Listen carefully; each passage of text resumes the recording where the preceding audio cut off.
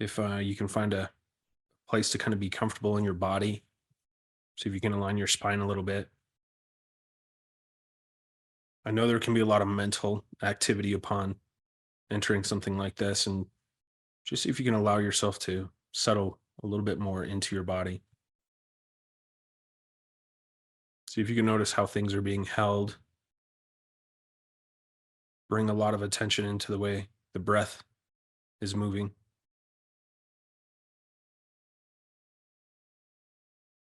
If your eyes are closed, just quickly notice if there's any kind of color that you see swirling, maybe moving. Some people get a teal, a purple, reds, greens, and yellows. And what we really want to do is kind of point towards something more immediate. It can shift quite rapidly. And so as that happens, we just move with it.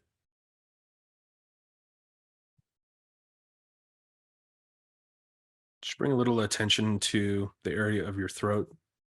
Just notice if there's any sensation that resides, any kind of contraction or constriction, or maybe even an opening. And let your attention just drop slowly downward into your sternum.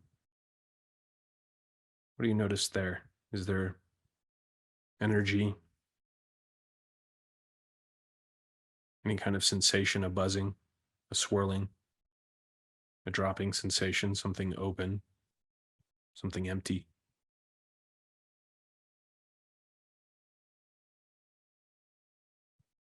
See if you can allow attention to drop a little further down into the solar plexus.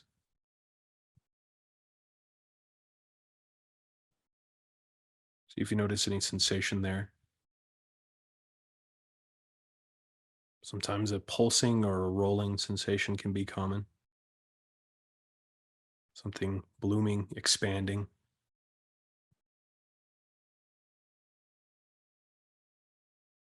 Maybe something rotating.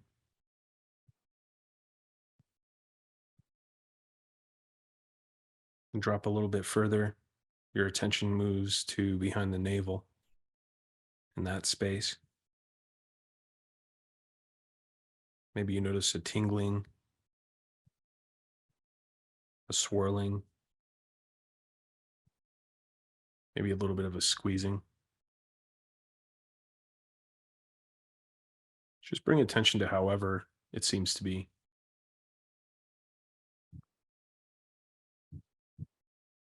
See if intuitively you can just pick up on color. First thing that comes up.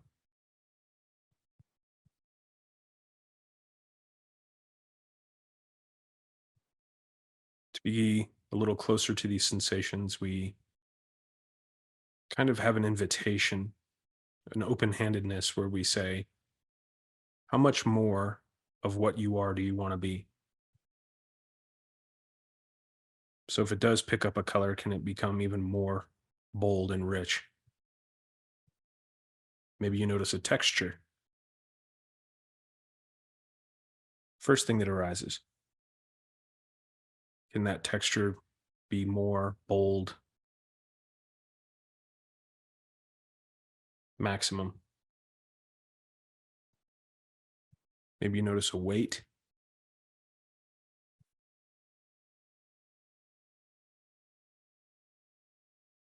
Can it be completely that weight?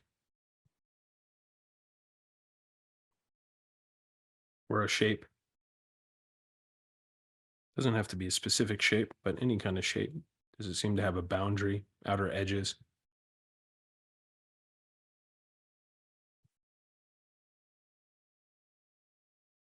You notice anything dynamic about the sensation? Is it moving? Is it expanding? Is it contracting? Maybe it's doing all those things. Doesn't matter. See if you can be with that dynamic motion. If it's there, doesn't have to be.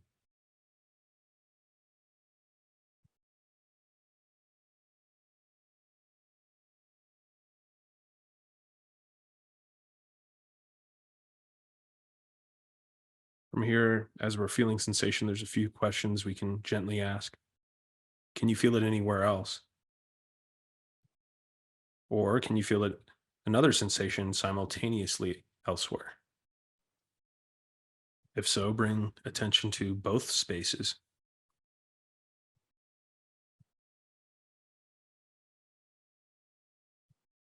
You can also play with boundary. Can you go to the outer edge of the sensation? Can you find where it ends or where it seems to begin? Can you move into the space where the sensation doesn't seem to be present and then move back into the sensation, oscillating slightly to see if you can find a very distinct boundary line? Maybe zooming in, maybe seeing if you can find a line of demarcation that is the size of an atom.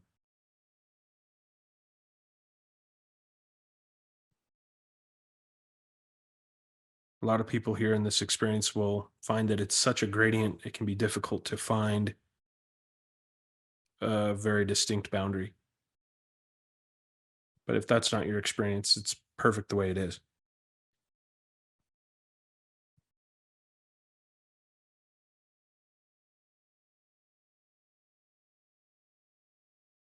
See if you can maybe find a center point, as if you're zooming in or falling toward the very center of that sensation.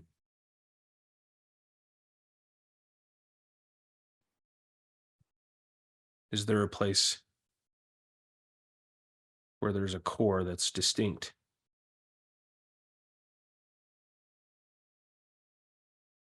It's this gentle form of curiosity. What lies at the very core of this sensation?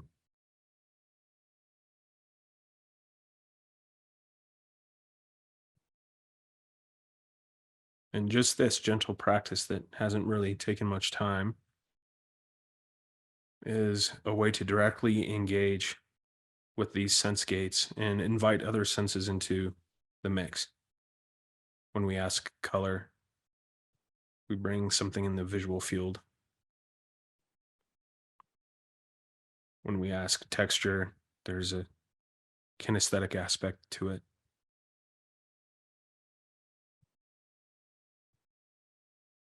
And you might find that stepping into sensation in this way really does a wonderful job displacing certain types of thoughts, maybe all thoughts.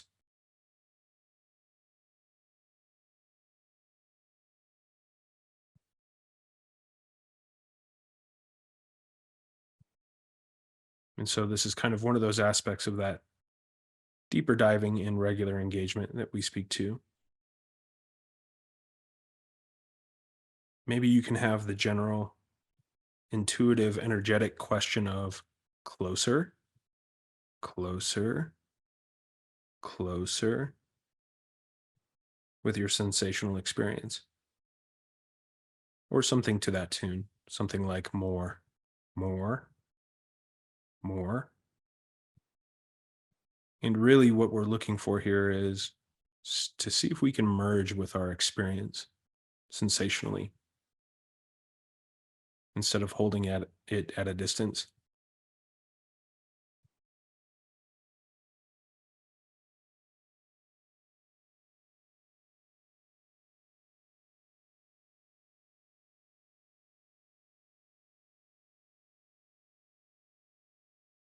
So every opportunity you have to engage with sensation, you can use these gentle questions as a guide. Helps us stay engaged, even though there might be a little bit of thought involved. They interrupt the longer term belief oriented thoughts around what we're feeling, color, texture, weight, sound, shape. Is it moving, expanding, contracting, so on and so forth. And then you'll eventually be able to even let go of these questions because your experience will be spontaneous and immediate on its own.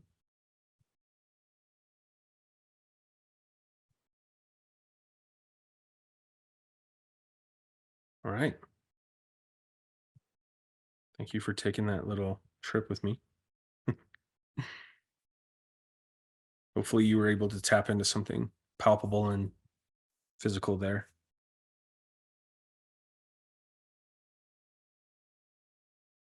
One of the things that has recently arisen is upon working with people more uh, with sensation directly, that there's a whole variety of things that can start to happen, that we can have a mental image of sensation, and that's what some people are experiencing. So to allow ourselves to get really into the physical aspects of that sensation is really where the pointing is going. And it kind of has a layer by layer effect. But also having a regular engagement where it's not just during times where it's difficult to feel what you're feeling. Something that's been discovered here is that some people will avoid feeling sensations that they actually like at the same distance that they keep sensations that they don't like. So really the pointing here is just, if you can, feel it all the way, as often as possible. When we have that realization that we were primarily feeling, and this is all an echo, it's a really, really big realization, because these thoughts become a lot less interesting at that space. All right. Does somebody have a question they want to get into today?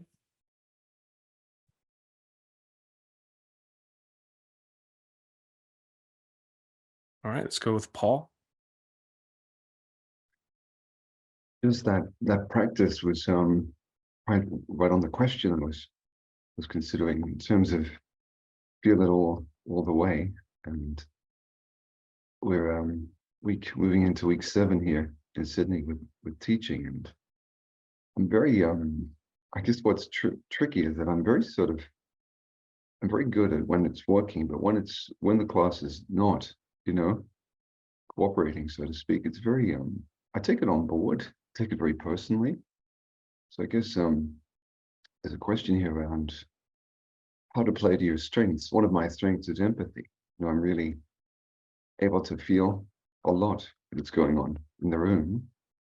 But there's also the flip side is I tend to take it personally.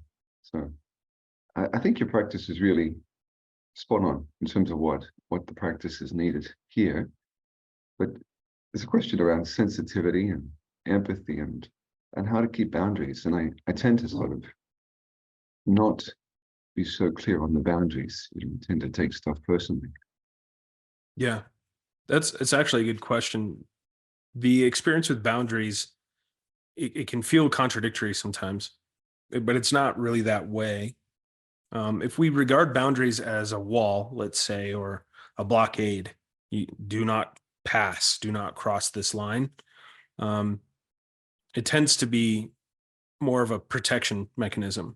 But if we start to kind of shift that particular viewpoint and treat it more like we're demonstrating where the doorway is here, instead of putting up a wall, then it actually starts to give us a little bit more access to what's going on internally too. In the relative world, and also this spiritual emotional space of the path, the the boundaries themselves are a constantly shifting dynamic experience. That's the best way to look at it. It's not a permanent fixture. It's something that's current and moving. And really, a lot of times when people are in the midst of some kind of trigger or taking something personally, one thing can be a really useful tool in that space, and it's to enter into a space of listening really well. And what we start to notice is that this reaction wants to push outward. It's like a kind of it's kind of like a resistance that wants to extend at arm's length. Mm-hmm. And working with kids, a really powerful method for kids, let's just say some kind of energy breaks out and it just becomes kind of chaotic. The one thing that's usually really clear with kids is that whoever the teacher is, if we have a seat and we just breathe and we sit really still and hold space, it starts to kind of catch fire and they start following along. Hmm. It's not a guarantee, but what that does is it also allows you to step into what's attempting to be covered, what's attempting to be hidden in terms of something probably sensational to start. Nobody wants to feel like they're losing control. Hmm. But that's kind of like part of what this is all about. Is not doubling down on this sense of control for a sense of safety or security. Right. Yeah. Yeah. Or control is a big topic here in terms of looking like I know what I'm on about. And when the kids are so outspoken today, so it'll be when there's a little bit of friction between myself and the student, they'll just call it. And so when I'm listening, of course, at times it'll be quite, the child will be looking for a little bit of reaction.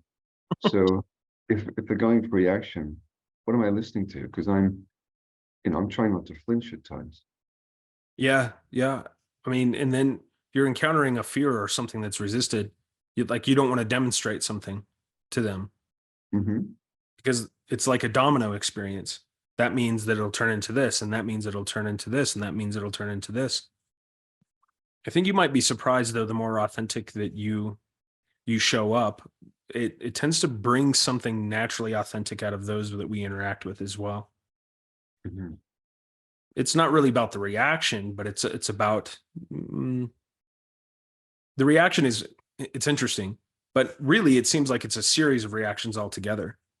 If we can find that initial reaction and be in the midst of it, that's where we start to realize that reactions are actually uncontrollable experiences, but they're being disassociated from like in series.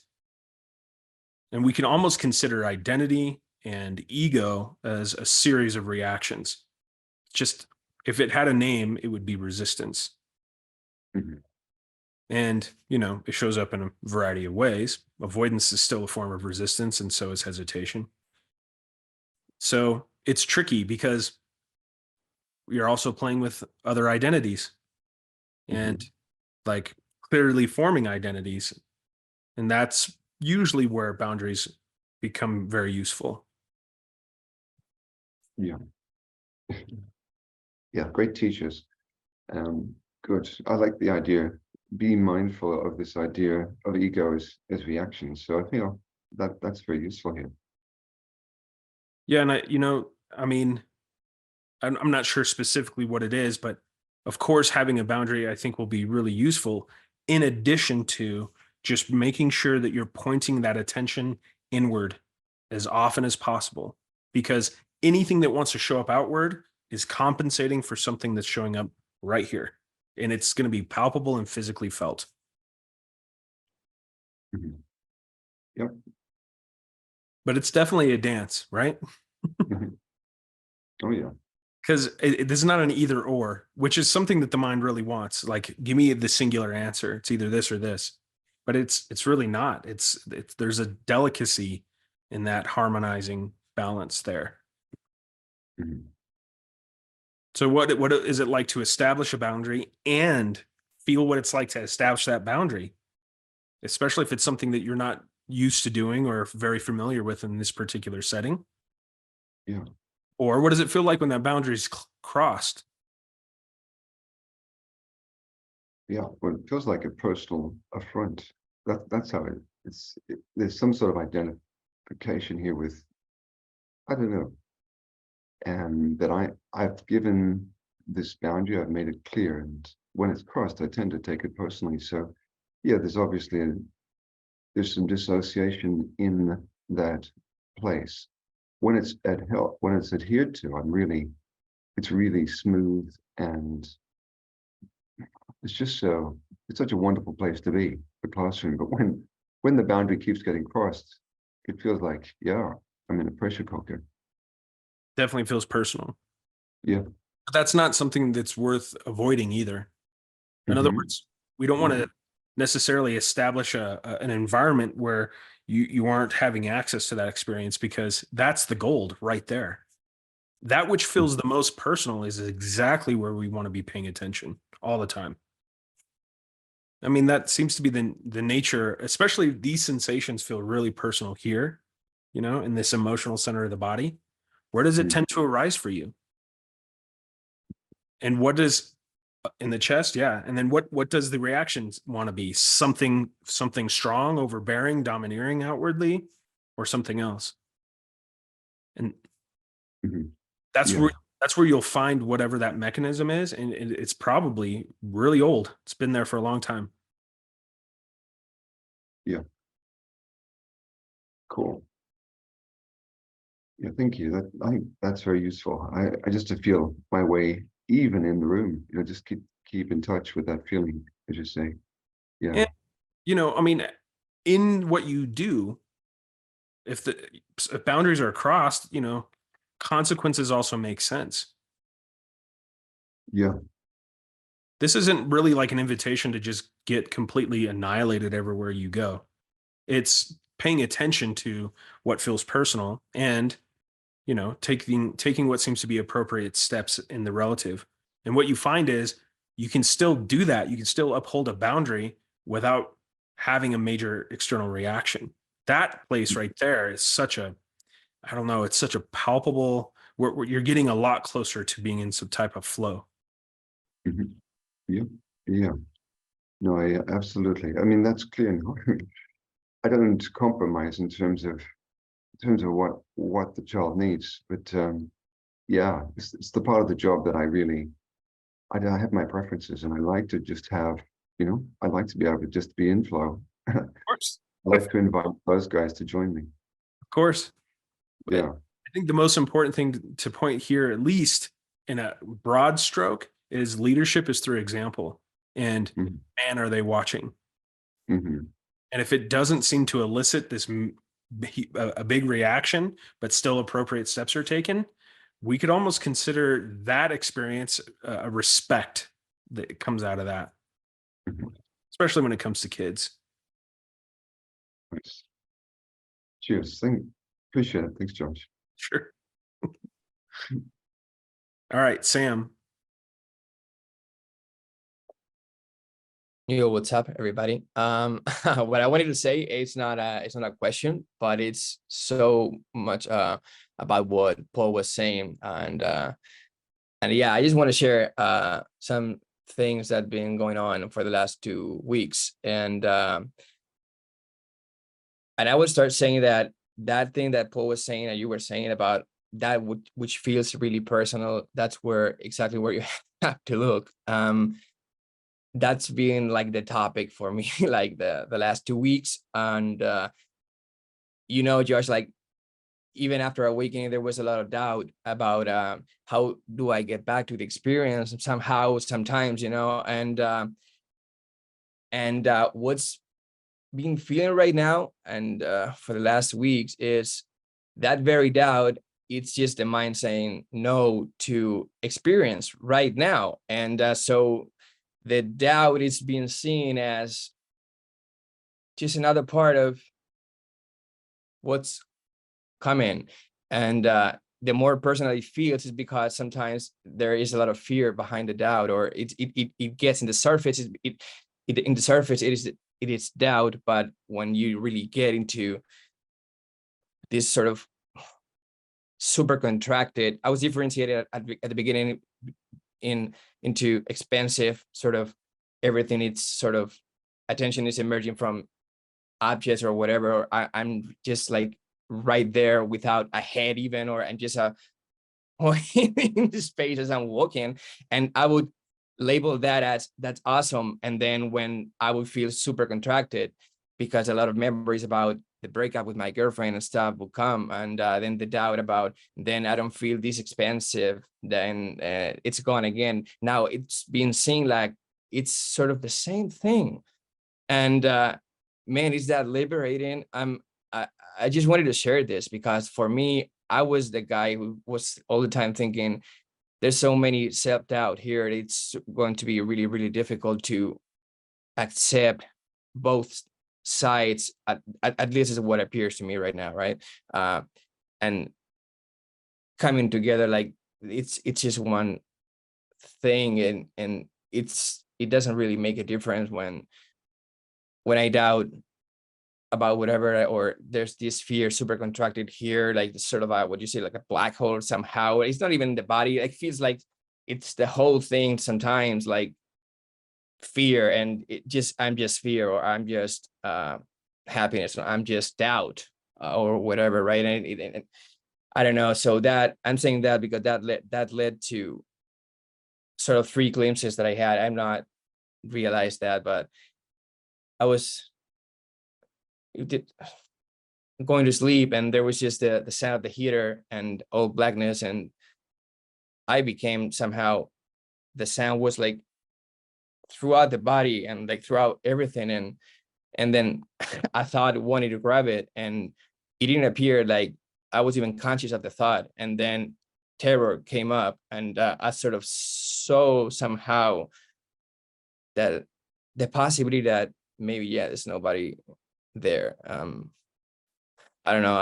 It's not with me right now. I can feel what I felt, but it's not like I'm speaking from that point of view. But I don't know. It all started with looking at what felt really, really personal without any distinction about, this is good or this is bad. It seems to be happening before the label it's there. So it's just pure. I don't know. Just wanted to share that in case it's helpful. Yeah, that's it. It's useful to look at doubt. Doubt actually has a whole variety of experiences that we don't often recognize. One of them is evaluation. Evaluation is stemming from doubt. It's basically looking for the reference or looking for the problem. And so ultimately, all of those particular experiences, we could just consider the need to evaluate or the need to doubt or whatever that kind of compulsive experience is as a reaction. So as soon as you notice that first reaction, what is the essence of that experience? And it tends to be something as simple as, no, I don't like this. Yeah. That ultimately, that sense of preference altogether, I like this expansion, but I don't like this contraction.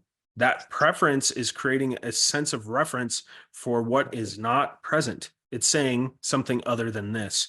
How do you know what expansion is when you're in the midst of contraction? It has to be a thought. It has to be thought. So pay attention to that. And what you start to find is that points you right back to what seems contracted. The only thing that seems to withhold us from going completely into any experience is going to be a reference of something better, something before, or something more preferred. I started asking. I forgot about that. That sort of they opened the door for me. In the case was like, what is lack? I started inquiring about what is lack, because that every time I felt doubt, I was intuiting that there's the sense of I'm lacking something, in the sense that it should be different in a way, and so that sort of opened the thing. What is lack? I couldn't find what lack is, because the thing that is felt right now, it's fully there in a way, it's full in a way. So I don't know. That's what I feel about that. The more we engage with the things that we don't like, the more you will start to see that it is indecipherable. They are not separate. We could even say, like, our early experience with this is a spectrum of something that feels really nice, all the way to something neutral, to something that feels really terrible. Well, we tend to know this half pretty well because we're readily accepting of these experiences. But these are the big no's, the ultimate spaces of reference. So if we go all the way to the extreme of misery, the extreme of suffering, the extreme of contraction, what we begin to see is it's not in a gradient or a spectrum at all. It's all the same. They are connected. It's not on an end. But there's still a thought, and it becomes a very fundamental sense of just resistance. It doesn't make sense ultimately, though, because we don't really know the experience. We just know what the resistance is. That's what pain essentially is. It's just the resistance to an experience. It's like taking a piece of paper, and if I were to rip that in half, I'd say, well, this side of the paper is the good stuff. This side's the bad stuff. But it's the same thing. And so that's what the work is, to go all the way into an experience that at first glance seems absolutely miserable, and seeing that it actually has no reference at all. How could you know? It's being imposed. And doubt is it's just a reaction. What I could say for most people is that it's like having a string of 25 dominoes. And if we knock over that first domino and we don't pull one along the way, then all those dominoes will fall. And really, it's all these different levels of disassociating from something. So at first glance, as soon as you realize doubt's there, as soon as you realize any kind of reaction is there, go into the sensational experience of that reaction and just sit with it as deeply as you possibly can, as often as you possibly can. And you will start to see that you start to see the initial reaction more and more closely. You don't have these reactions externally after a while. You feel these leanings internally, like away from something, a sense of retracting from something, and or towards something better. Once you have that sense, on the outside, nothing's happening externally anymore. You're absolutely engaged with what's happening here. This is that Adyashanti pointing of there is no external universe. This is an inside game. And if we just keep playing that way, it starts to show us everything. But all I have to say is, like, in the midst of any kind of experience, there's never a sense here that anything else is wanted. It's almost like maximizing the absolute engagement with that experience. It just seems automatic. It just seems completely natural just to be in it all the way for whatever it seems to be. And sometimes those experiences are very vague or subtle. And it's like almost like having a sneeze come up, but you don't get the sneeze. So it's being in that, and that subtlety, there's something nice about that too. Other times there's an intensity. It's just how it arises, just an appearance, but it isn't making itself different or separate. The only thing that can do that is that which is making an echo or a reflection. And so it starts to get you really in touch with fundamental sense of belief. And of course, whatever feels personal is going to be oriented around a belief. Because ultimately, the identity itself is just another belief. It's just another construct of thoughts. Yeah. So Thank you much. Yeah. Just keep digging in all the time. Dig in. And it's not just depth, it's regularity of engagement. It's both all the time, as often as possible. And what you Yeah, I start, feel you don't like it's all to the journal anymore. Like this, it just doesn't become interesting. But it's not like it goes away, or it's not like we kill it necessarily. I mean, there can be an experience that we could call ego death, but it's what that really is resistance. Like thoughts themselves are basically like just little fragments of energy, it seems. There's no good, bad, right, or wrong there. But when they start pointing inward and creating like a narrative, that's what we could just call identity, a sense of internal resistance. Yeah. If you don't have that internal resistance, where the hell else will you find it? It's all projected. That's clear. No one can hurt your feelings, but they can definitely bring attention to something that's already hurting. That's for sure. Mm-hmm. Anyway, pretty interesting. Nice to see Thank you. you. Yeah. All right. I'm going to do a question real quick from the chat. It says, what's been coming up for me lately is the amazement of how, after seeing through this unreal reality, knowing that it's all play, that nothing should be other than it is, really knowing the perfection of it all, I still find myself most days feeling broken, not enough, worrying about everything, etc. Would love some advice. This part right here is, I guess, what we could just call the integration aspect of this. Whatever the feeling of being broken, not enough, or worrying is, whatever that sensation is, it's still being held at bay. And the way that that's usually done is through a series of narrative reactions, whatever. It's just going to be really thought oriented. So it's more about seeing how often you can engage with whatever that sensation seems to be. It'll likely have a sense of consistency for a while. It'll be in a space in the body that you know, sometimes behind the navel, oftentimes there, but not always. Can be in the chest, solar plexus, doesn't matter. And it'll feel maybe something solid like granite, et cetera, et cetera. How close can you allow yourself to get to that? Can you become it? And on the way, the more still you allow yourself to be, and the more you allow yourself to listen, you'll start to hear and see the subtleties of thoughts and beliefs that are still present, but maybe not always top of the mind. And to see those particular mechanisms in action, they lose their mystique. But it's ultimately, you'll see this even with other people who are non-dual speakers that haven't maybe fully integrated. You'll see that there's a sense of resisting certain things, or a sense of not wanting to cross certain thresholds. And really, it's just a pervasive sense of resistance, or a long-term stress response. You can feel it. And the one thing I will say to you with that particular question too is you can feel it right now. And so how much are you allowing yourself to come in contact with that? Can you become it? Because I know it can feel rather intense the closer we get, but the intensity is the name of the game here. We almost allow it to destroy us or annihilate. And it's so strange to have this experience of this identity that seems to be almost entirely oriented around protecting us from what we feel. That by itself is a rift, the space of reference.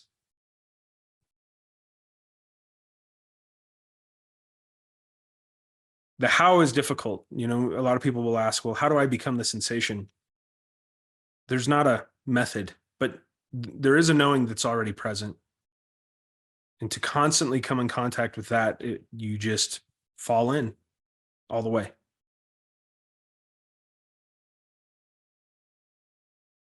Let me see. I'm gonna get another one of these in the chat real quick too. My question is, when I'm very still and I pay attention to the inner narrative, I notice a more subtle voice behind the louder voice. Could you speak to that? Yeah, I mean, a lot of people will have experiences of some women will hear a male voice at some point speaking, and some men will hear a female voice at some point. The voice itself is just what we want to notice as a place of just a place of what's being referenced. In other words, when you hear the voice, it's not about the content of the voice. And I know that it can feel really compelling. And I know there can be this curiosity. You want to know what it's saying and what it's pointing to, but it's none of that's important. All of that kind of detail is just designed for distraction. As soon as you hear that voice, check in again. It doesn't even matter what it's saying. The voice itself and those details aren't guiding you. It's the essence of what it feels like to be engaged in that way. What is that hiding from? You can even ask this question. What is this compensating for? And if you notice something that's being compensated for, you go there. And then you can ask the question again. What is this experience being compensated for? And if you don't find a place of reference, you're resting in presence. You're resting in direct experience. And that's just where we want to be. This works itself out if we are just resting in presence. And I don't mean like an object. It's just an ongoing engagement. But yeah, the more subtle voice, it doesn't really matter what it's saying. I promise you, there's no mystery or clue there. But that there can be a few voices. Some people have a voice based on their external circumstance. I've met people that say at work, the quality or the type of voice seems to shift, and it tends to be a little bit different when they're around family and friends. The whole point of this, though, ultimately is that it likes to use narrative, voice, and language as a way to continue building more distraction and more reaction as well. So yeah, it's pretty common to have multiple voices. But I think what you'll start to realize is you'll come into contact with certain beliefs, and it's really not about what the beliefs are saying. It's about what the beliefs are attempting to cover up. You can feel a belief, that's for sure. All right, let's go, David. Hey, Josh. Hey.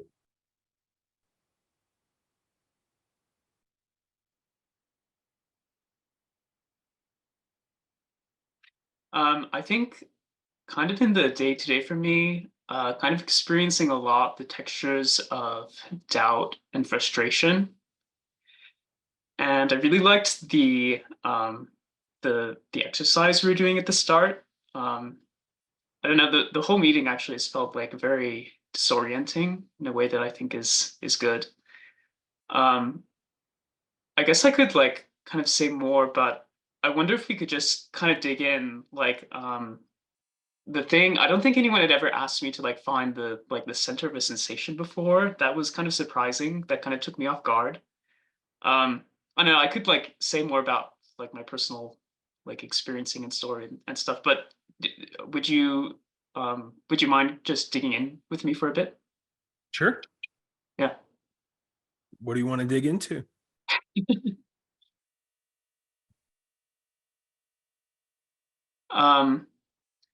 I think the most prominent sensation right now is this sensation in my chest, kind of like mostly in the center, maybe a little bit on the left, kind of near the heart.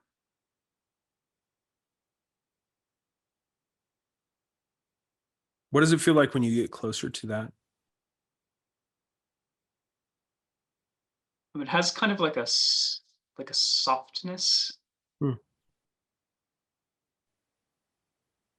Does it feel like a ball or something amorphous? Does it seem to be really contained?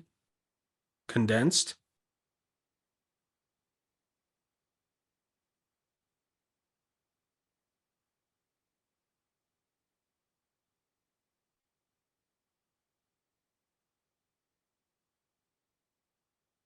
I have a hard time answering that. Yeah. Yeah. No need for accuracy. What we're kind of doing is engaging a little bit of intuition here. Oh, If something comes up, it comes up. If it doesn't, we keep playing. I think the first thing I noticed when you started asking the question was the kind of like there's kind of like the weird feeling of it sort of like mixing in with other sensations. Like I started like just kind of like the movement of like attention kind of, I don't know, that's been like kind of a confusing thing. I don't know. I think a lot of the time when I notice a sensation, it kind of feels a bit like I don't know, I guess it's a doubt, but it feels like there's something like kind of distorted about it. There might not be doubt. Hmm. Ultimately, sensations are pretty impossible to pin down. But in playing a game, what we are kind of allowing them to take a quality or an expression that's immediate. And as soon as we recognize it, it might be gone. That's okay too. If it seems to hold something consistent, though, that gives us a really big opportunity to like really dig into it. In other words, if there's a quality, if I say, does it take a color? And nothing seems to rise, but you're noticing it's like the shifting experience, that's pretty direct. Sensations don't really seem to be knowable, really. But there is something in this experimentation in this play that can be useful too, because it can help root out some thoughts that are holding something into a specific quality. I think part of what I'm noticing is that like each time, like, so when I like when you ask like a question about the sensation, it just like, it's like different suddenly. Like as soon as I like try to look at it, like I can't, like I can't settle. It's not, I can't, I don't think I can do that. That's okay. Yeah, man, that's fine. Does that sensation that you're feeling seem to have an emotional quality, or is there something that you know, or is there an aspect of certainty about that sensation? Right now it feels kind of like anxious a little bit. Okay, cool. Yeah. Kind of like right now it feels like kind of fiery, I guess I'd say. Okay. Like warm. And what usually arises around that sensation? Are there thoughts that you recognize that are consistent?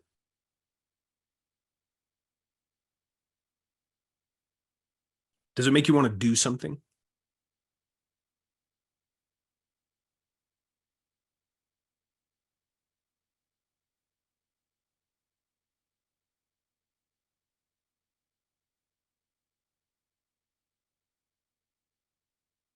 Not right now. Does it have a quality of, maybe, do you have a preference around it? Do you like it? It has like kind of a negative valence to it, kind of. Okay, Like maybe like kind of like holding your hand on the stove would be. perfect. This is exactly where you can test a threshold. Oh, This particular sensation is not holding your hand on a stove at all. This sensation can't hurt you, no matter how intense it gets. So, can you allow yourself to invite it to become more of what it is? Oh, Can it get hotter? Can it expand? Is there anything in it that wants to become more intense?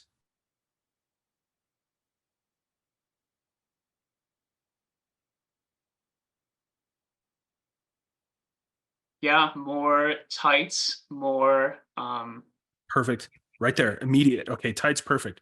All right, this is how close you want to be. Now all the way tight. Can it get tighter? Can it pull you in?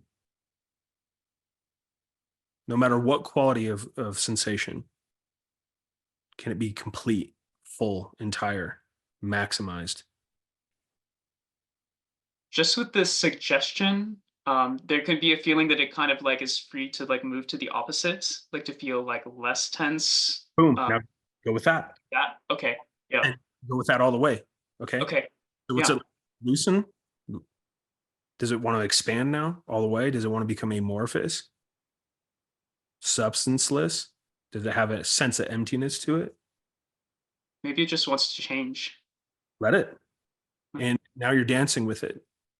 Without evaluating, without attempting to manipulate or control it, let it be exactly that now. This can start to pick up an acceleration sometimes, these shifting qualities. And there can be a point where it starts to shift so rapidly we can't even get a sense of what it is. Yeah. Good place to be. Okay. Because this can't keep up. And when it can't keep up, there's no thought there. You are becoming experience just by being with it entirely.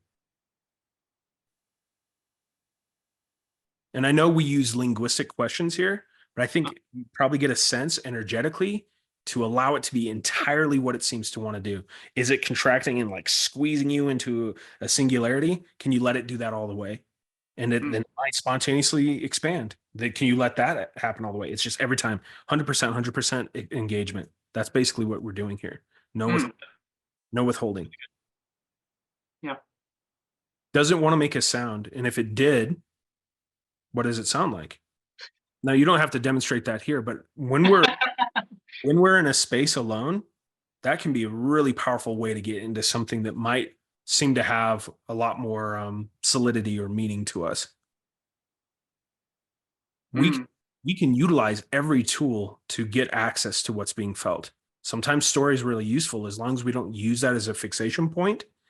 If you start kind of going over a story of what it was like being a young boy and maybe something happened, and then you start really getting access to what you're feeling, perfect, then just go all the way there. You've used the tool to guide you.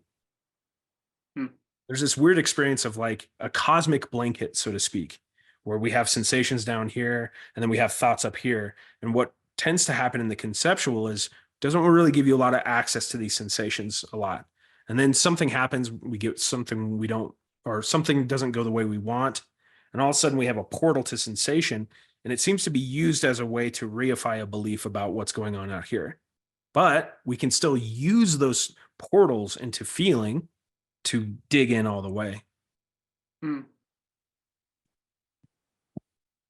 asking if it wants to make a sound. Another thing that can help just for everyone, by the way, something physical. If you allow yourself to open your mouth while experiencing sensation, like there's something about that expression, just open and loosening your mouth, you might find that you have a little bit more access to sensation, access to feeling something. A lot of people don't realize, but a lot of tension, a lot of identity is actually, it starts in the tongue, as controlling the tongue by pushing the tongue against the back of the teeth and against the roof of the mouth.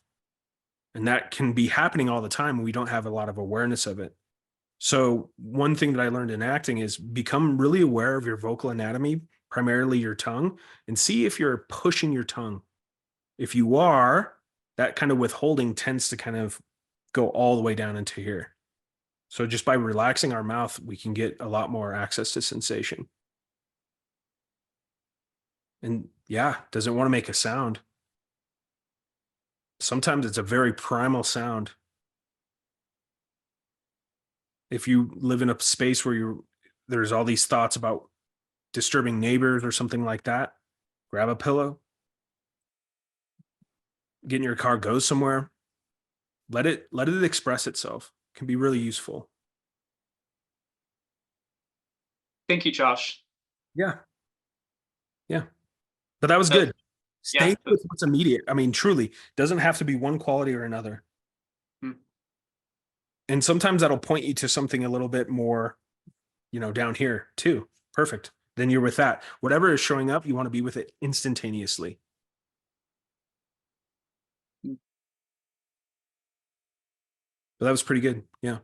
Doesn't have to be one thing or another. Perfect. All right. I'm going to get into another question in the chat. It says, during the night, I had an experience that I reject pleasant and unpleasant sensations. There's a lot of resistance and heaviness, like control, so I can't even breathe properly. It's so good to engage with sensation as I experience it at night, but what can I do during the day? It's hard to engage. Yeah. So ultimately, the boot camp version of this would be every thought is a reminder to feel all the time, just checking in, checking in, checking in. But one of the things that seems to have come up for a lot of people that has shown a lot of promise is just using your phone, setting a notification to go off once an hour. And as soon as that notification goes off, to allow yourself to just drop into sensation for 5 minutes. That kind of regular engagement of sensation eventually becomes this experience where we're not even needing the notifications anymore. We just find ourselves somehow in the midst of it all the time. That's one thing that can be done. Another thing that can be done is, say, if you're at work or something and you notice maybe something seems like a conflict or you notice an intense contraction, go to the bathroom and spend 5 minutes in the stall, just allowing yourself to drop all the way into what you're feeling. But we just want to be engaged as often as possible. Once we have the realization that we are primarily feeling and that this is all secondary, it's just a really, really big switch that tends to happen there. But if we're always using this as the filter, even to go into sensation, then there's still going to be that delay because this is behind. If we dance with a partner who is exactly in sync with us, it becomes a harmonizing, effortless experience. But if we're dancing with a partner who's always a half a second behind this, then it's pretty clumsy. And that's what we're really experiencing is it's just a perception of dissonance. That's all it is. This internal dissonance, resistance. It's hard to resist that which is immediate. In fact, it's impossible. So we kind of are conditioning ourselves. This is where Angelo will say sometimes we have to strengthen the ego. And what we're doing is we're strengthening the ego not to become a more dominant force, but so that it bitches less. Just by feeling. And then it goes, I guess there's nothing to protect there. But if we're really resistant to feeling, any sensation is potentially painful. It becomes that way. It's crazy. But if you were in a coma for a few years and you suddenly came out of it, all the light is going to be really bright and it might actually hurt physically to have a body. That's what it's like. So we want to be completely engaged with what we feel all the time. And then we start to realize that what seemed like pain initially cannot be called pain any longer. That's it. And that happens in this emotional kind of sensational space. Once it happens there, then we get to go a little deeper and start exploring what feels like physical pain. And I'm telling you, it's remarkable when you get into physical pain and you find nothing there.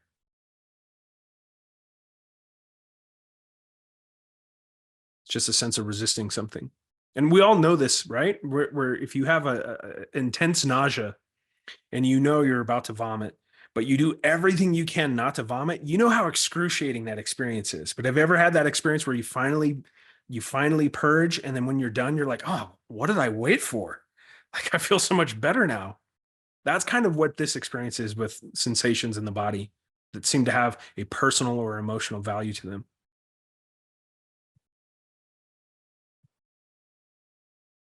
But yeah, David, thank you so much. That was, yeah. And definitely really appreciate you, taking the risk to be able to go through that in real time too. How much deeper can you go? Take some more risks. Keep going. Like, test your mettle all the time on that sensational sphere, and you'll start to see that there's certain behaviors and limitations that show up externally that are total bull. They're not real. It's all centered around, I don't want to feel a certain way. And when you're not really avoiding that, world becomes an oyster. It's kind of cool that way. All right, let's see, Florian. Hey, can you hear me? Yeah, man. Nice. All right. First of all, thank you so much for this opportunity and for everyone sharing their vulnerability so far. It's kind of crazy because right now there's so much going on inside.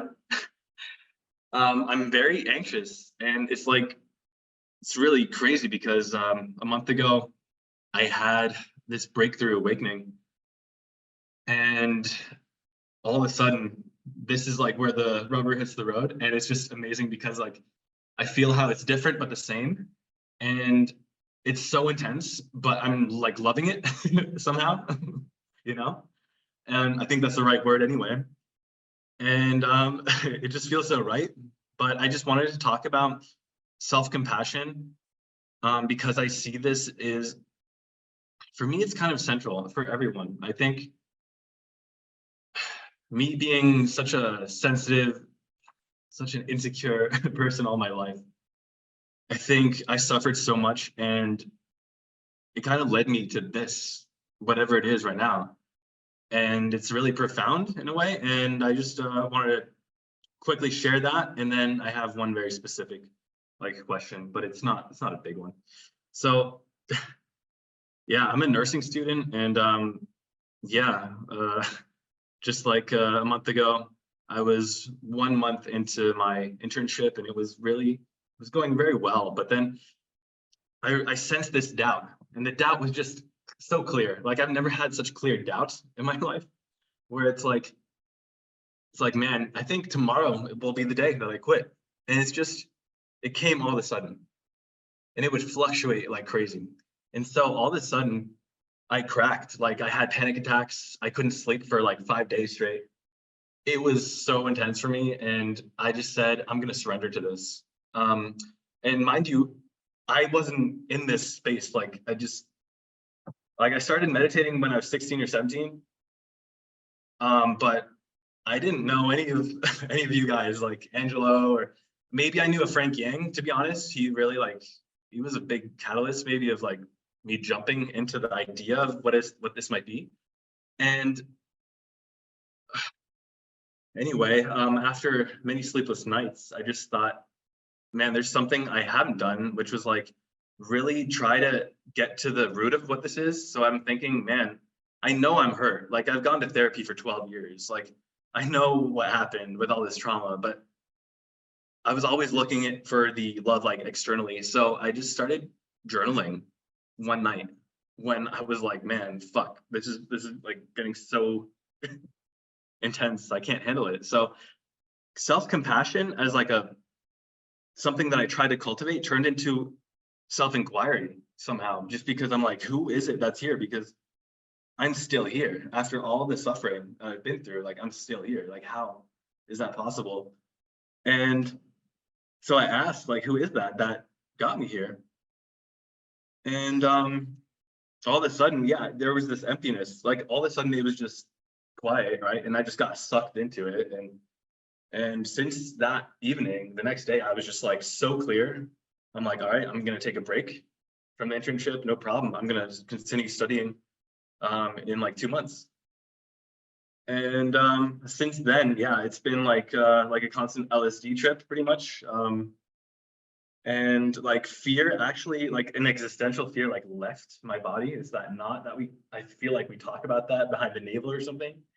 And when I'm out and about and talk to people, it's just, I don't have the fear, and I don't feel like anything's wrong.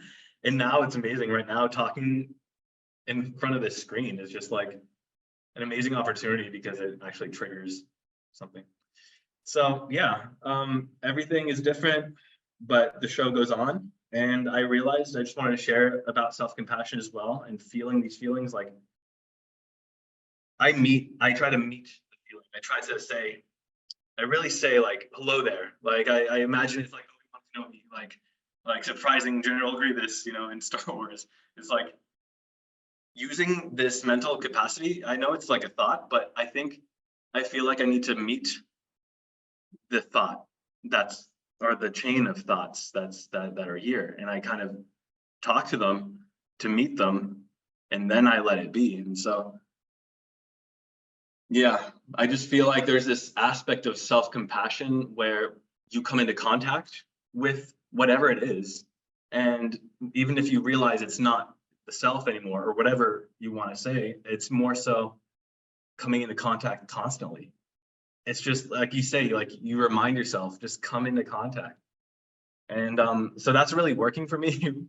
Yeah. And I guess the hardest thing for me at the moment is just, how do I talk about this? Because like there's so much going on, so much energy and so much joy. And like I want to share that.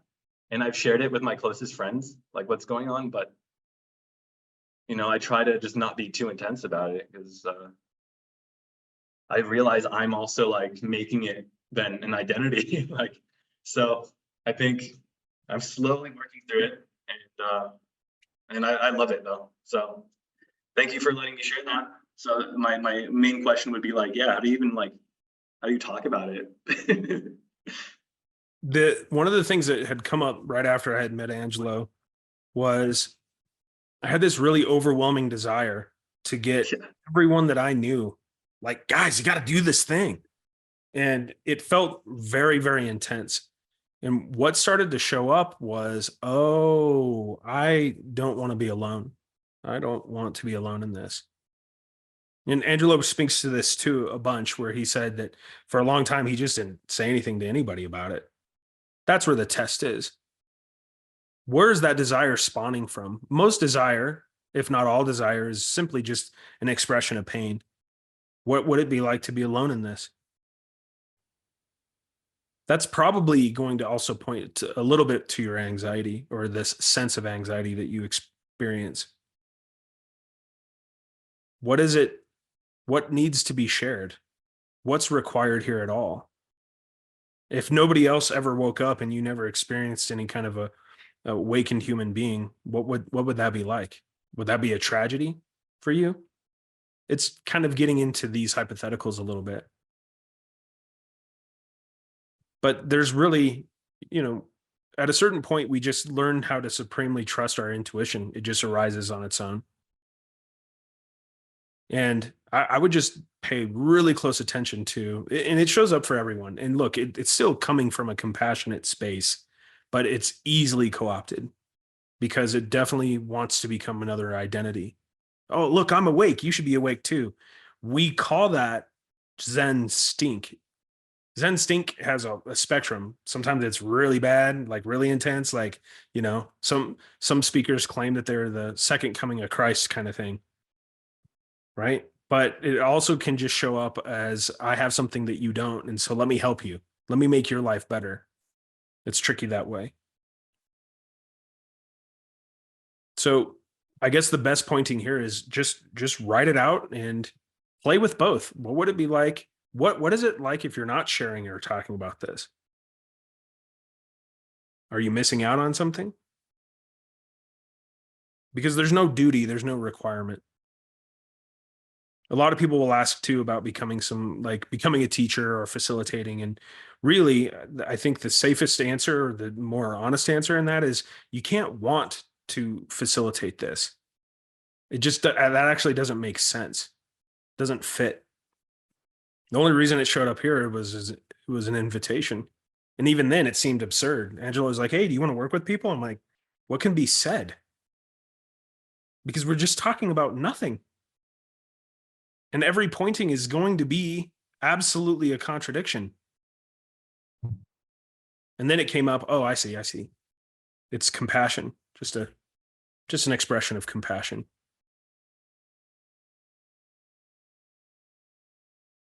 So when it comes to these satsangs, and like I find these questions really good with everyone, by the way. Let's dive deeper. Let's see if you guys are willing, at some point to start getting into something more personal, start getting into something that feels really deep as we go. Because I think you will find that this is a really great venue for that.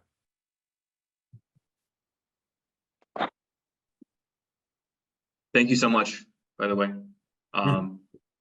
And I'm just gonna ride it out. Like you said, I'm such an intense person. I know, like, I just have to go through it. That's all. You know what I mean? It would be more avoidant to be like, to force myself not to feel this. So just pay attention to any movement or anything that feels like it wants to happen, and give yourself a pause. Give yourself a pause to listen. And it has this essence to it. Is this compensating for anything? And if you find something there, go there. That's home. And if there's nothing there, guess there's nothing there. Even better.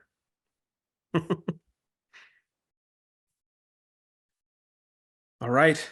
Well, thank you. yeah, absolutely. Nice to see you.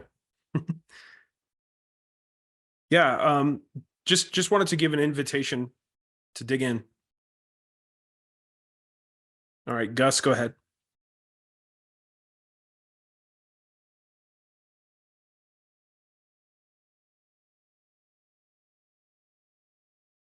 Did Gus have one, or was that a mistake?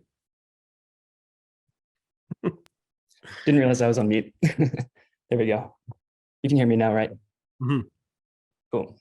So yeah, I've started coming up a little bit closer with the whole like helplessness, control dynamic, and like recognizing still how much I've been trying to like control this process and be like, I want to go feel helplessness or something, or like do something about it.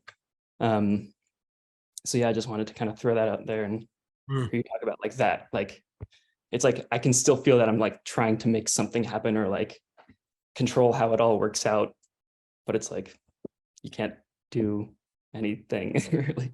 So does that feel like it's do you feel an element of judgment in that? Judgment.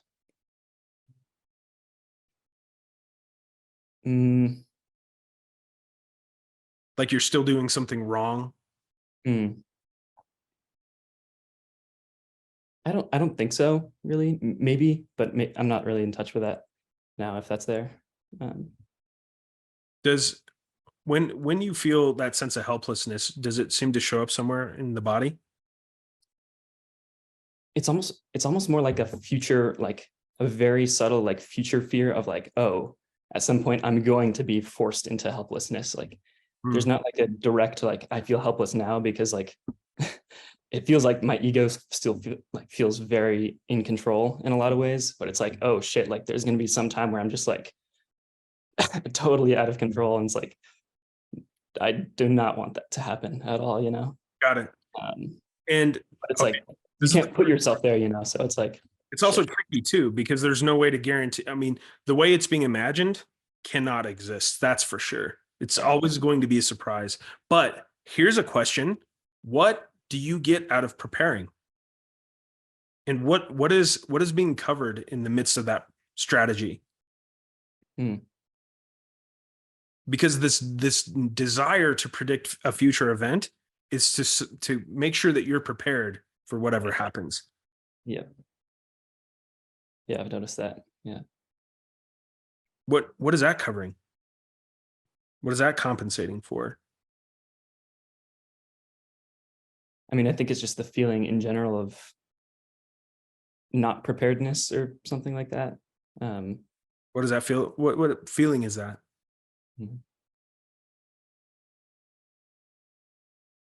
I think it's shame related ultimately, possibly, like being in that situation where like, yeah, you just are like being seen as out of control, and then there's like shame associated with like people seeing you in that way or something like that. Yeah, there you go. What wants to hide? What wants to stay hidden? Yeah. What would It's like happen if you reveal that part about yourself? in front of other people. That definitely feels scary or whatever. I don't even know specifically what it is, maybe because I haven't like seen it close enough, but yeah. When you say scary, does that show up somewhere in the body?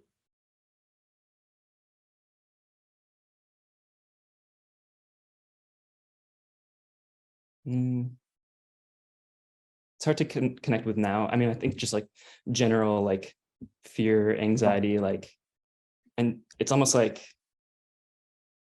I'm scared of the fear and anxiety being like on display, if that makes sense. Like it feels that way inside, and then it's like I don't want that part to be seen on the outside, you know? And in a way, here's your opportunity, in a Yeah. way. Yeah. I mean, just to even touch it a little bit. I mean, that's kind of what I have been doing a little bit. So just through this. So yeah. It's good. There's something to we can use our external circumstances a little bit to tap in as well. Maybe you can just play this game. What is something that you just couldn't imagine yourself doing? Like the reason improv classes are sometimes pointed to here is because it puts us in a place where we can't prepare and we can't strategize to engage with that kind of activity. Sometimes having those external experiences get us in touch with something here. Other people, I'm like, well, why don't you go to the grocery store and go compliment an absolute stranger? And as soon as the compliment's done, you just walk away. And for some people, that brings up something, just even considering it, they begin to notice something coming. There's a lot of pieces here that want to keep a sense of that feeling muted or numbed. So any particular tool that you can pull out of the toolbox to get in touch with that, it's going to be really useful for you. Awesome. Get to know what fear feels like and where you tend to feel it. Pretty familiar with that, but yeah. Does it show up daily? No, just in like triggering like types of situations, certain conversations that feel like intense, or you know, public speaking type situations, things like that. Perfect. So you're doing this, you're sharing in this way is challenging something, but you're not noticing anything in the body at the moment. Oh no, I definitely am. Yeah. Where do you feel it? Kind of like a distributed heart hotness, and then of course like heart racing a little bit. Nice.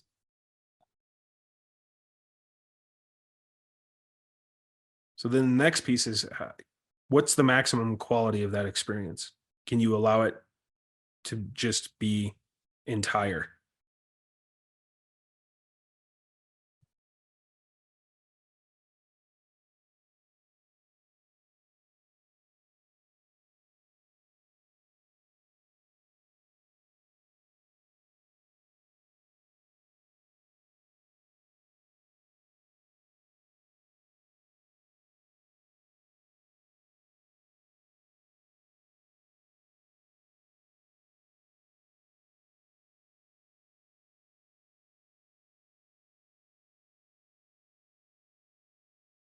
Yeah. I mean, I sense the risk and I think it's great. Yeah. Keep testing threshold all the time. Yeah. I guess there's also a sense of like,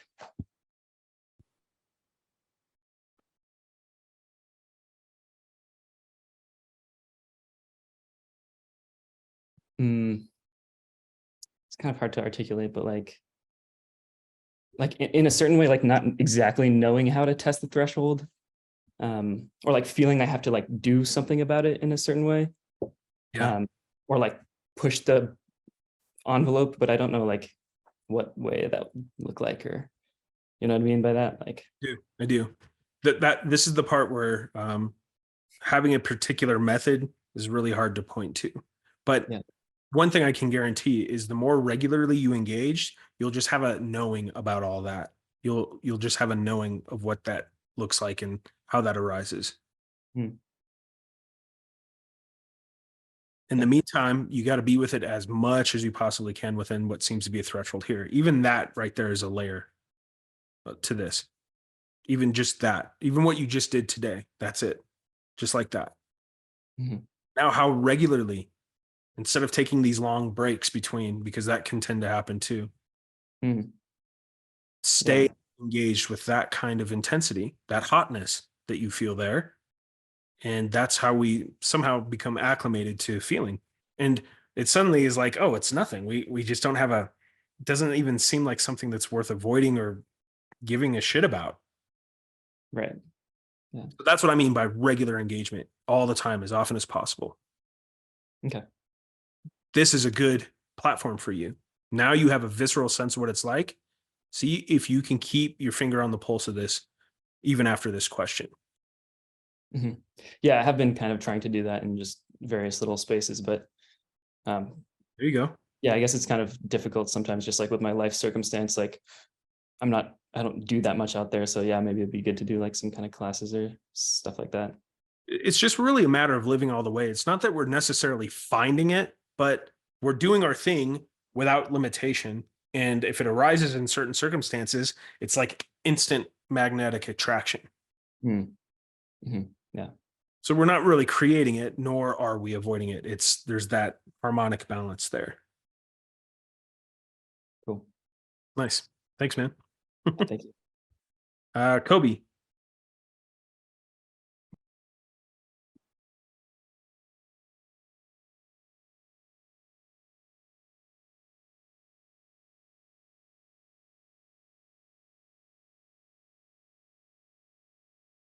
Is Kobe there?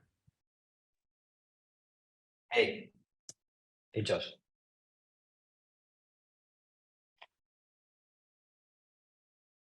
I think you're on mute. Oh, Hey. hey, Josh. Hey. Hey, hey. I have a huge fear of speaking in front of people. So here I am. Damn. Like my heart is racing, beating very intensely, like warm, about to sweat and everything. So I thought I'll finally do it and come up. And yeah, thank you.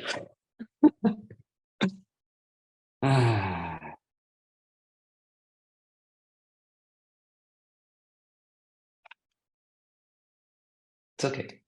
It's okay.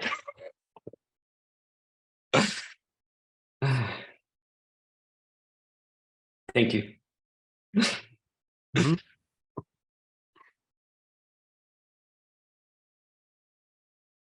Nice. Dig in. Love it. All right. Is it taffy? Oh, testing, you hear me? Yeah.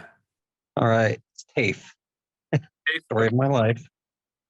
Now I know. My question, just for some quick context, I was born and raised Mormon. So I have a lot of fixation surrounding I think I've overcome or mostly overcome the angry phase of leaving that religion. But at the same time, I see that in this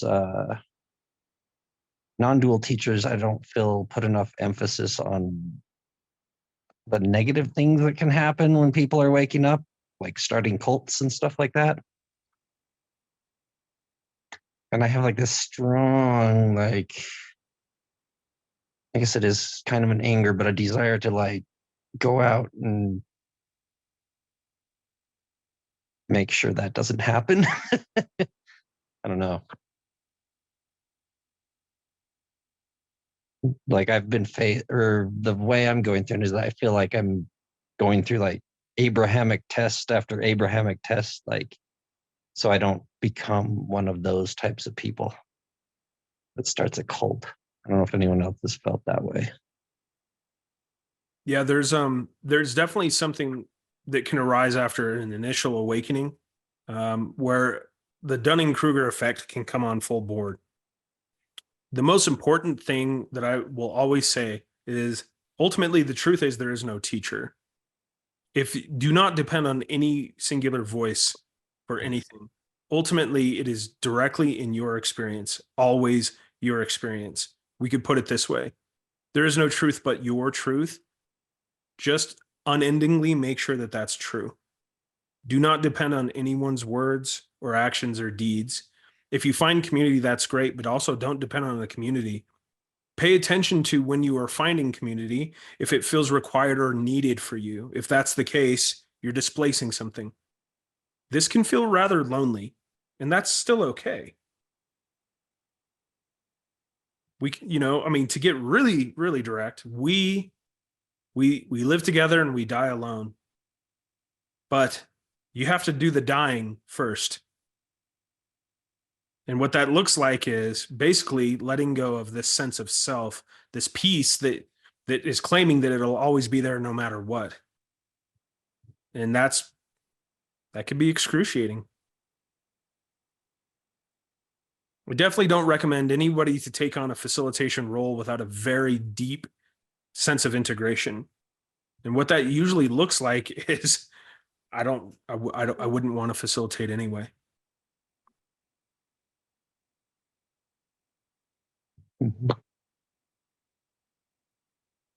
Okay, so I guess I think my concern isn't for myself. Like I see other people, I engage a lot in the psychedelic community, call it that.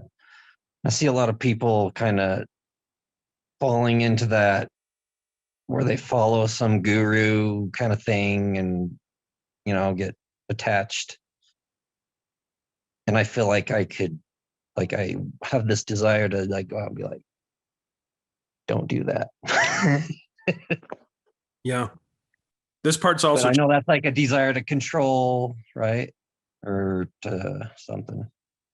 There's really ultimately nothing we can do. I mean, people just kind of take the movements that they take, I think the most important thing, and it really does show up this way, and it seems very subtle at first, but all leadership is through example, really. Mm-hmm. Best thing you can do is just continue to wake up. And then it becomes contagious. It's like we continuously pass a torch. We could say energetically. Something about being around those who are quite awake, just people fall in and want to be a part of that somehow. But yeah, really examine what it would mean if people went astray, What does that feel like? It feels really sad. Like, here's your opportunity, and then it feels like you're just failing. I don't know. The fear of failure, possibly. Yeah. There might be a sense of loneliness there for some people, or a sense of abandonment there for some people too.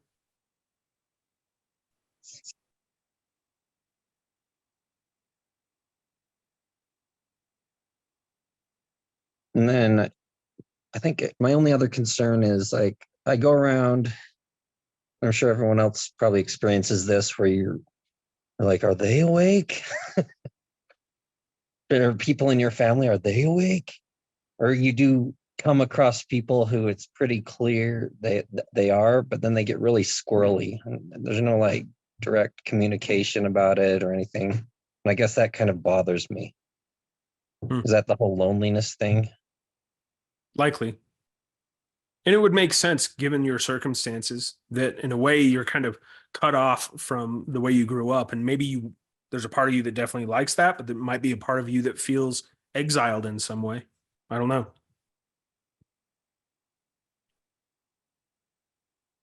Ultimately, the funniest thing is there's not like a wink and a nod or a secret handshake when it comes to awakened people. There is definitely a very clear intuition.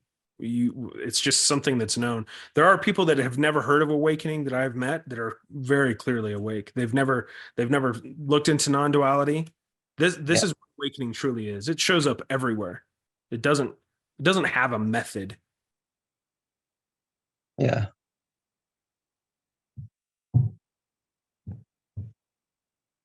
All right. I would say keep digging in. It's really all there is to do anyway. I think it's ultimately it's a frustration I have with.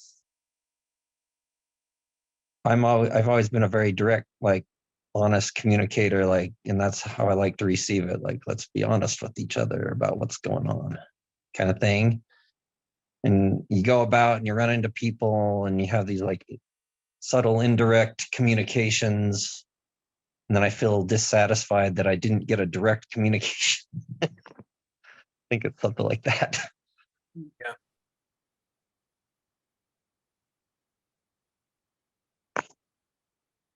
Anyways, that's it for me. Appreciate it. Thank you. Yeah. Nice to have you here. I got your name right now. It's Tafe. I got you. Hey, that's right. All right. Thank you. All right. So thank you for everyone digging in with us today. And really, we did get in some pretty decent questions. And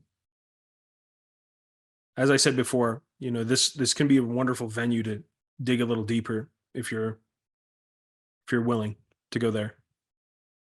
And yeah, thank you for sharing Satsang with me today. What an interesting overall energy. I love how all these are absolutely different. So good. Yeah, and I guess I will see you soon. Just one quick announcement, by the way. And I might have mentioned this before. Emerson and I are putting together a symposium that's coming up. It'll be either in mid-April or beginning of May, and it's going to be probably 15 speakers, and it'll be a multi-day event. So if you're interested in something like that, just be on the lookout. I'll probably send something in an email form. I do my best not to spam you guys with a bunch of emails, but here's one thing that I have noticed. In the non-dual community, we've had this conversation with Angelo and Emerson too. You sure do like to sign up for things very last minute. How very immediate of you. How very present of you. So yeah, really appreciate everyone being here today. And I guess I'll talk to everyone soon. Bye.